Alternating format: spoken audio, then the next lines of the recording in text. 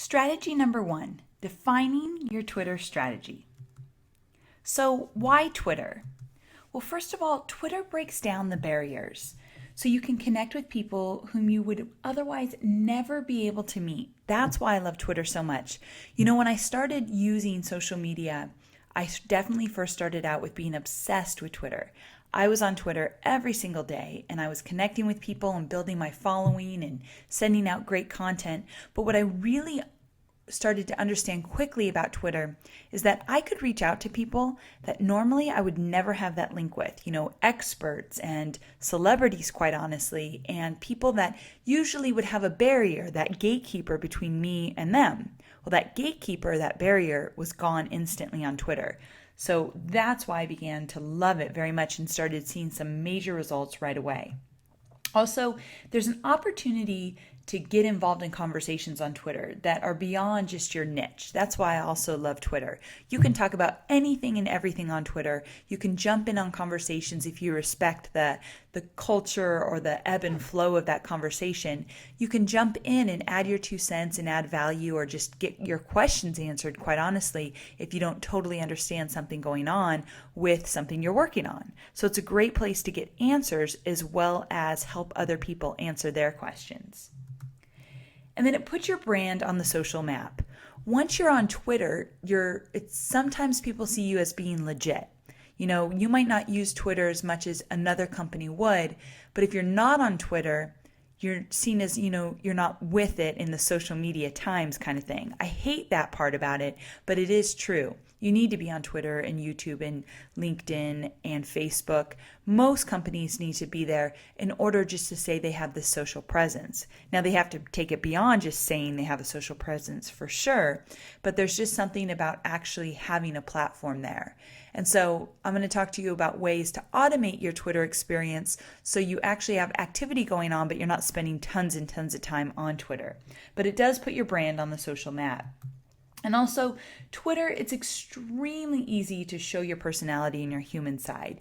You get to have fun, talk about what you like, what you are interested in, beyond just your niche, and also set yourself up as an expert in your niche by really showing what you know. But creating that entertainment or that side that you get to inspire and entertain, it shows that you're human, and that's a great way to use Twitter. So the reality of Twitter is you can't fast track success, meaning that it takes time to build your following. It takes time to build relationships and build up that trust with people on Twitter. So it's not an instant success story. So you have to have patience. And also the follower size, it's a poor metric of success. Social proof is so tied into the number of followers or number of fans you have on different social sites. And on Twitter, I think that number is more prominent, or people look at that number of followers more than they do on, let's say, Facebook fan pages or your LinkedIn connections or the amount of views you have on YouTube. I think Twitter numbers are the most looked at, I guess I'm trying to say there. But at the same time, it's not really a good metric for your success. A good metric for your success on Twitter is how many people are replying to your tweets, how many people are engaging in one-on-one conversations with you on Twitter, and how many people are retweeting your content. Those are really great metrics on Twitter to know if people are paying attention. So on Twitter, I want you to be personal and think about building relationships first, and then maybe, just maybe in time, you'll create a new advocate that will refer you new clients and customers. So what I mean by that is on Twitter, if you're building relationships, you'll find people that are word of mouth advocates that want to refer you business or tell people all about you. But you really have to start with building relationships first, which is pretty much the same with all social media networks, as you know. So this isn't anything new that you're learning in the sense of building relationships first, but just know on Twitter, it's very obvious when people are promoting and broadcasting before they're actually spending time on building those relationships. So with Twitter, just a little bit of words of wisdom or some advice for you is to keep moving forward. Many folks give up on Twitter way too early. So jumping in, even when you don't fully get it, is the only way Twitter will start to click for you. Meaning you might be new at Twitter, you might be feeling a little bit shaky, not sure if you understand the rules of Twitter. I still say jump in, Start listening, start building conversations with other people, because that's the only way you're really going to get it. And also, this means you have to actually listen and actually tweet. So you can't just watch conversations go by, because hours will pass and you won't have done anything.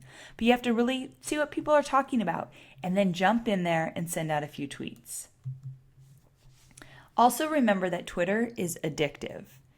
Basically, you're watching Twitter go by, you're watching people tweet different things, and you've realized 2 hours have passed. In one of my training videos during the launch of this program, I talked about getting sucked into different social sites where you almost become a voyeur, in the sense of you're watching other people do things, but you're really not doing anything yourself. So instead of getting caught in that trap, because it's a time suck for sure, set a time each day or an amount each week to monitor your Twitter time in order to make sure you're using your time wisely. I mean, you can even set a little kitchen timer. Say, okay, for the next 15 minutes, I'm going to partake in Twitter activity, but when that timer goes off, I'm moving on to other things. That usually helps as well. I did that in the beginning and it was really useful. So I want to go over a few terms on Twitter that if you're new to Twitter, this will be really helpful. If you're not, you can just skip this part. There's just a few minutes I go over some of the terms that people might not know on Twitter. The first one is called an @reply. And so the definition is directly replying to a tweet, creating a one-on-one conversation. And you know it's an @reply when the tweet actually starts with the @ sign and the person's Twitter handle. So an example of this is when I replied to a tweet, so now my tweet starts with that @ sign. Okay, so this is an @reply. You can find out when people mention you in the @reply mentions. So if you go onto your Twitter profile and you click this little @mentions, you'll see where your name shows up in a bunch of tweets. These aren't necessarily @replies, but they're mentions of your name. So I just wanted to show you where you find these. When you do find these, I want you to reply back to as many as you can. Normally your name will show up in an @reply if someone's retweeting your content, they are replying to a message you wrote with some thought or opinion they have, or if they're giving you a shout out. So this is where you hit the reply of a tweet and you @reply back to them. So you're starting conversations. Most of my conversations I do is by hitting that @mention, seeing who's talking about me, and then replying back and building conversations with them. This is one of the best techniques you can do on Twitter. Next, a retweet. So a retweet is sharing another's tweet with your own followers. So there's two ways you can do a retweet, the old school way and the new way. So let me show you. So the old school way is to copy and paste somebody's tweet into your own area where you can tweet, add an RT at the beginning in capital letters, and then send that off. So you're retweeting what they wrote. So you never want to really tweak what they wrote, because then it wouldn't be a true retweet, which is really just you're quoting somebody. So this is an old school way, a copy and paste way. But Twitter changed things where now if you see someone's tweet, like this tweet from Lolly, I can hit the retweet link right there where the arrow's pointing to, and it will automatically retweet it for me where I don't do anything. You know it's a retweet when there's that little green triangle in the corner there. And it has the little retweet symbol and says by Amy Porterfield. So this is another way you can do it. I don't love doing it this way because then I can't add my 2 cents at the end. I can't say anything at the end in parentheses because it automatically just generates it for you quickly. So this isn't my favorite way, but I wanted to show you the new way people retweet. It's not very new. It's been around for a while, but this is how they do it. Also, if you want to view your retweets, in that little bar on your profile or on your home tab of Twitter, you'll see there's a retweet drop-down button. There you can see retweets by others, so who's retweeted you, what you've retweeted, and then you can see your tweets being retweeted. Kind of confusing there, but you'll get the point once you click in there and you'll see what people are retweeting. Another term is direct message. So direct message is a personal message to a Twitter follower that is private and it's inside of Twitter. So it's like Twitter email. So if you go to your Twitter account on the home tab, you'll see there's a place for messages. Go into messages, and those are all your direct messages. Now, a lot of people like to do an automated direct message. So when, let's say I follow somebody on Twitter, I'll get an instant direct message from them that's automated that says, thanks for following. And then it might say, if you want to follow me on Facebook, here's my link. I hate automated direct messages, and 90% of people I talk to hate them as well. The reason being it's like spam, especially on Twitter where you're following thousands of people usually. You're getting hundreds of those automated direct messages. They tend to be spam. They're not really for you personally. And I say that do not do them. If you want to thank someone for following you, I would do it manually and add a personal message, making it about them, not all about you. So automated direct messages, I say don't do them.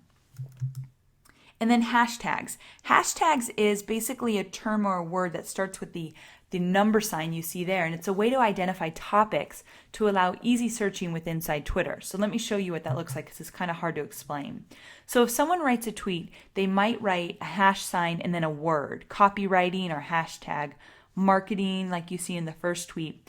And then if I do a search for hashtag copywriting, all the tweets with that hashtag will come up. So it means all the tweets that are talking about copywriting, I could see in one stream. So it's a really easy way to identify what people are talking about. If you know the hashtag, you can look for it. The thing is with hashtags is you can create them. Anybody can create hashtags.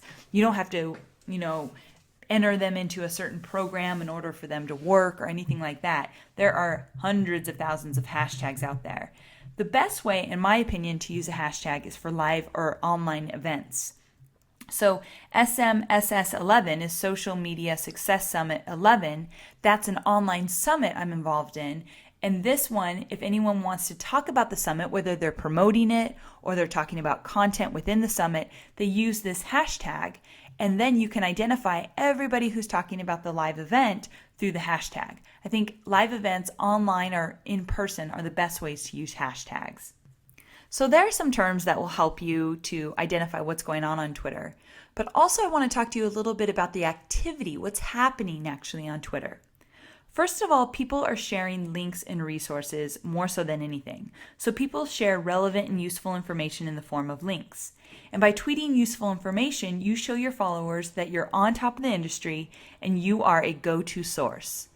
So the best way to add value on Twitter is to share links or resources to great information. Also, people use humor a lot on Twitter. It's a way to entertain people. I think there's a lot of humor, a lot of jokes, a lot of funny things people say on Twitter that get shared more so than on other social networks. So don't be afraid to add in a little fun. Also, quotes. They're easily shareable. People love to share quotes on Twitter. And there's even some sites, you can Google this, where you can find different sites that show all the best quotes on Twitter. And then on Twitter, people interact. There's one-on-one conversations. They're going on all the time, and this is a must for a successful Twitter experience. So now I want to talk to you about what your Twitter goals are. This is how you create your Twitter strategy. Why are you on Twitter? What do you want to do on Twitter? And I want to give you some examples so maybe you can start thinking about the right Twitter goal for yourself. One, maybe it's to increase customer support efforts. Or build relationships with those key influencers, those people that there's no more barriers to get a hold of them on Twitter. Or maybe you want to build your customer loyalty. Brand awareness. Brand awareness is a great way to, Twitter is a great way to build your brand awareness. Or creating buzz for your company. Just letting people know about your culture and your products and your programs. Great thing to do on Twitter. Set yourself up as an expert in a particular field. The more value you add on Twitter, the more likely people will see you as an expert. Or you can promote your products and services on Twitter. That's another thing that many people do. It's often tied to their brand awareness as well. But the goal here is to make sure that your metrics, what you're really tracking on Twitter, are matching with your goals. So your Twitter count isn't always, as I mentioned before, an accurate measure of how many people are paying attention to your tweets. So I wouldn't use the metric of how many followers you have as a way to say if you're having success on Twitter. And I know I already mentioned that, but I really want to hit home that make sure your metric matches your goal. Also, consider metrics that capture your overall influence, such as your retweets, or how many people are posting about your blog on Twitter, on your Twitter account, or how many people are clicking the links that you're sharing on Twitter. These are great metrics to follow on Twitter to see if you're having some overall success.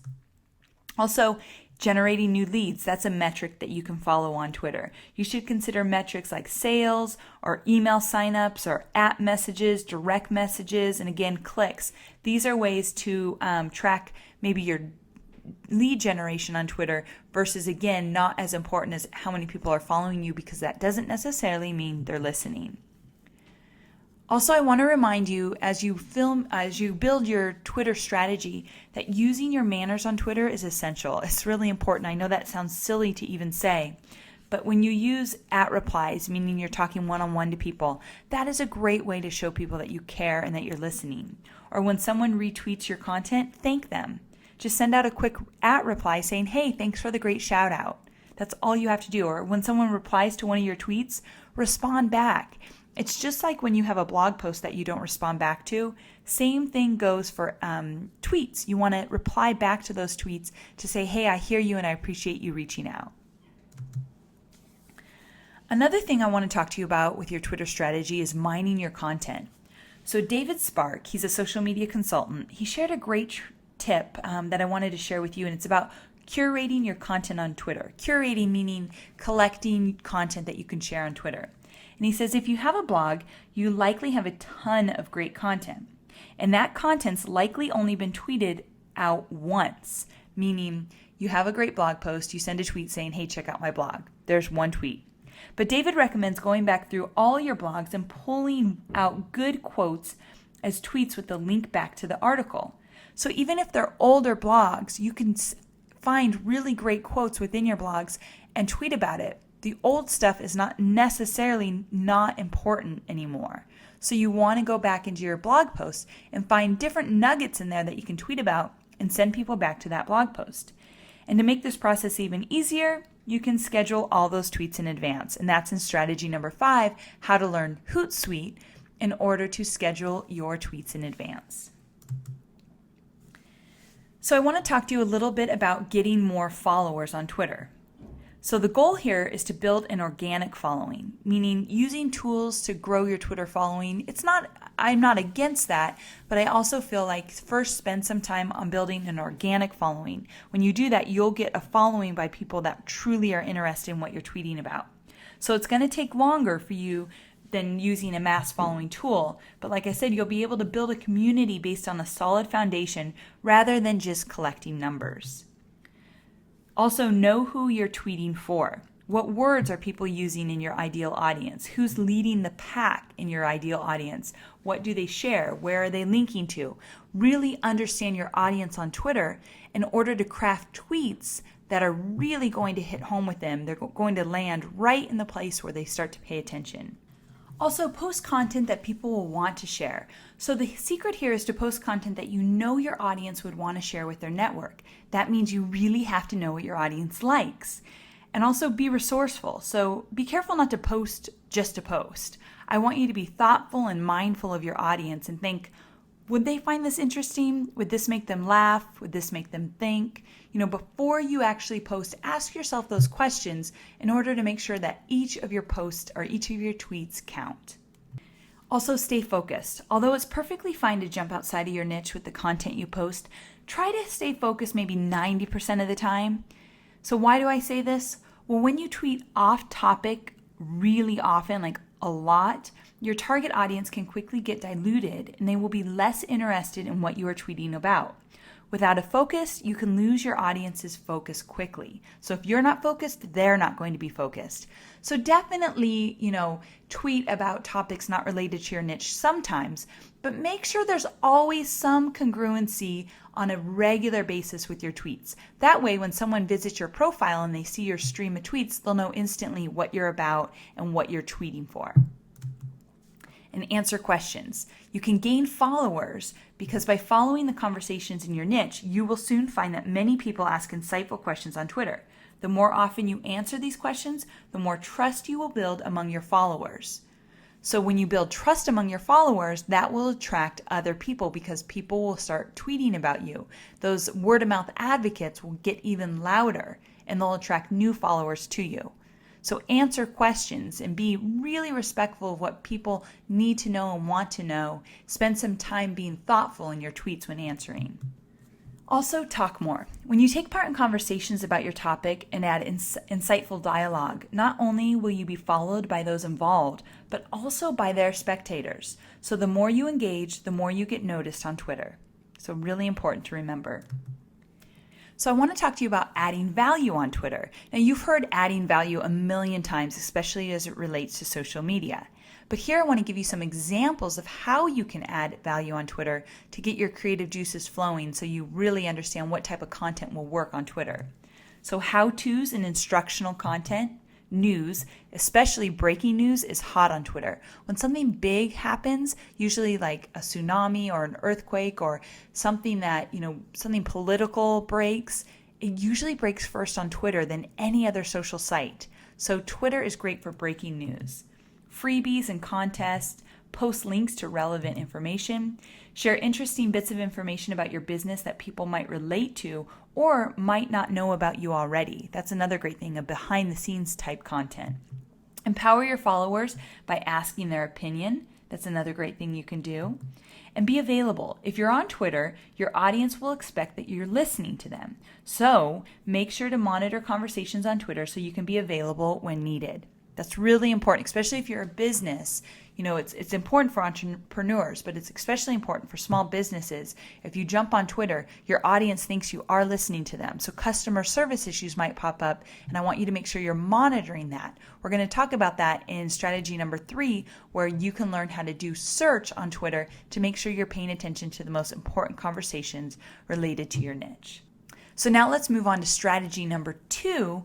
And it's all about making Twitter work for you. So now that you have some ideas about how your strategy can be pulled together, let's make it work for you so it will be social media on your terms and you're not hustling to try to make it work for someone else just because you think that's what you're supposed to do. So let's make it work for you. I'll see you in strategy 2. Take care.